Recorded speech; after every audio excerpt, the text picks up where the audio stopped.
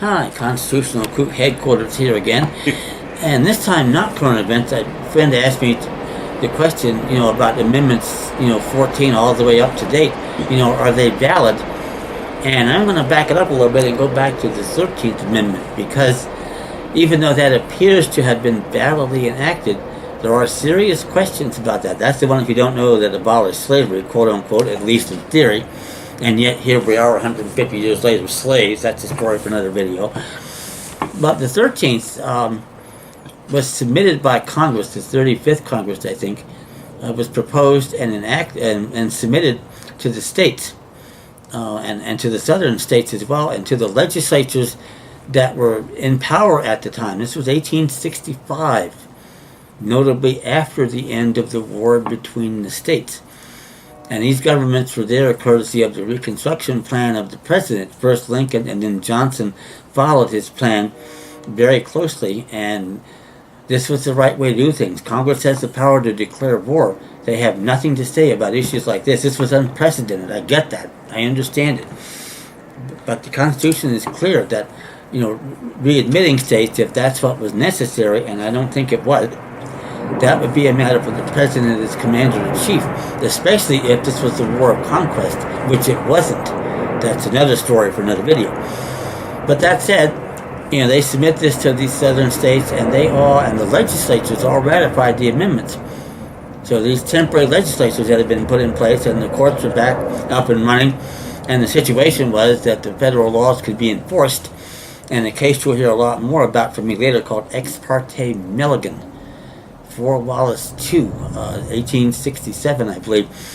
And that's a case where the court decided that, Milligan couldn't be tried by a military commission in Indiana, which he had been sentenced to death and literally had the rope around his neck. And his attorney, for crying out loud, said, "Not so fast."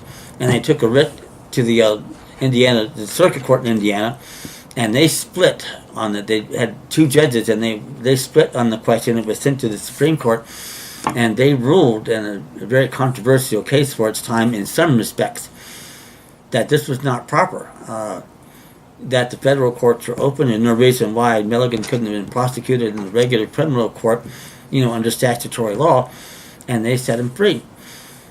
Now, wouldn't you know, this case, just to backtrack here a second, happened about a year after the case of Mary E. Surratt and the people charged in the assassination of Abraham Lincoln, who were also convicted by military commissions in Washington, D.C., but they weren't so lucky. And I don't know the full story about this. Anybody that has information, especially on the input of Reverend Johnson, who was counsel for the defense, and by the way, if you don't know, he was also, not at this time, but he was Attorney General of the United States, and Andrew Johnson himself, the president. If you have any input on what their actions were with respect to whatever appeals or attempts to bring issues before them might have arisen, because the court should have ruled the same way. Even though it's Washington, D.C., this wasn't a state, so there are some differences here in the constitutional sense. But I don't think they could do any more there what they could do in Indiana. So it's an interesting point. I would love to hear from people that know more about that than I do. I'm continuing to look into it. So I don't know what Johnson knew or didn't know, or how much pressure there was to take care of business here, because nothing like this had ever happened before. He was, as you know, Lincoln was the first president assassinated, or at least that's what history shows. Now, you can go back and make some arguments about that, which we won't talk about now, about earlier presidents that may have been assassinated, Zachary Taylor being one of them. So that part I don't know. Anyway, there's a lot of pressure to get the case solved and get people taken care of, and it ended up that way. Anyway, the point here is that the government in Indiana was functioning, and the governments in the southern states were functioning properly at the time they ratified this amendment. Now, 2 years later, along comes the 14th War Amendment, which was proposed by Congress, and those of you that follow my videos will know damn well, and this applies to the 13th Amendment, that there was no quorum in either house of Congress to do any business at the time. So, getting amendments proposed, by the Senate, especially the 14th War Amendment, since none of the southern states were represented in the 39th Congress, that's an immediate problem. So here's the deal with the 13th and why I think it's unconstitutional too, because you either, if you have the 13th Amendment and it was validly ratified, which I think it was, you don't have the 14th Amendment. Because not only what I just said about there not being a quorum, that amendment, given the way it's been interpreted or appears to have been interpreted by increasing the sovereign body politic of the nation and republic, would have had to have been ratified by conventions of people in the states, not the legislatures. Those are agents. They're trustees. They don't have any power to do something like that. We, as beneficiaries of the trust known as the United States, or as members of the sovereign body politic of the nation and republic, have the power to do that. And those ratifications should have come from the people in conventions of the states. Free, white, male, 21, end of story. There isn't two ways to argue that. It didn't happen. So either you have the 13th and you don't have the 14th, or you have the 14th and not the 13th. But I think for this reason, and the 15th, by the way, fits the same motive, because that too was proposed under similar circumstances. They gave the newly citizenized, the 14th Amendment citizen freedmen the right to vote, among other things.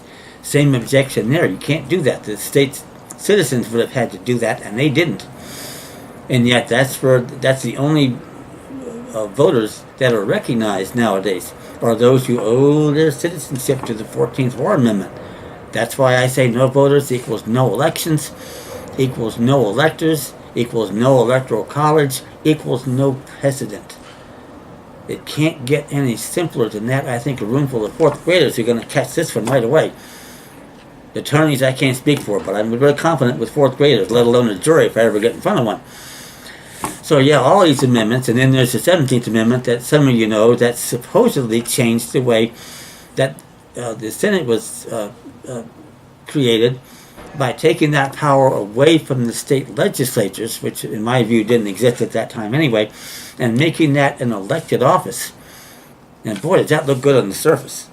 Let's fight for democracy and this, that, and the other. We go elect both sides, now the people are represented. Wrong-o. This is supposed to be a federated Republican form of government. When you do what happened with this amendment, what you end up with is a democratic government. And as I said before in the videos, the best definition I know of that, 3 wolves, 2 sheep, voting on what's for dinner. That's what we have now. Gets worse, because even if we had states in 1913 to ratify the amendment, and trust me, we didn't, then the problem is that 2 of the states, Delaware and Utah, voted against the amendment. And this is the single exception to the 3/4 rule, because Article 5 says right in it that no state shall, without its consent, be denied its equal representation in the Senate. Would have had to be 48-0. At best, it was 46-2, and from where I sit, it's 0-48. There were no states, no amendment. Therefore, there's been no quorum to do business in Congress, nobody in Congress for the last over 100 years. These are the type of arguments we need to start making, because people see this, and these black robe bastards see it back in their chambers, but we don't see them, and the dumbass sees these. What the hell are they going to do? These are pure numbers. If we're right about this, then we're right about the constitutional issues, and they have no way to get around it. And this, to me, explains a lot of what's going on now, where they're refusing to file documents, even in California, where they hold you in contempt of court, as they've done in Nevada for challenging jurisdiction, where they engage in RICO acts against you, as they're doing in Pennsylvania for doing the same thing, where they throw you in jail out in Merced, which they've done, and subjected you to a mandatory psychiatric evaluation for challenging jurisdiction. What this tells me, and what it should tell you, is that we're right about all of these issues, and we only need to be right about one of them, let alone all of them. But right about one, right about all, how sweet is that? So that's why there's no amendments. Anything past 13 in particular, forget about it. Don't exist. See you later. Thank you.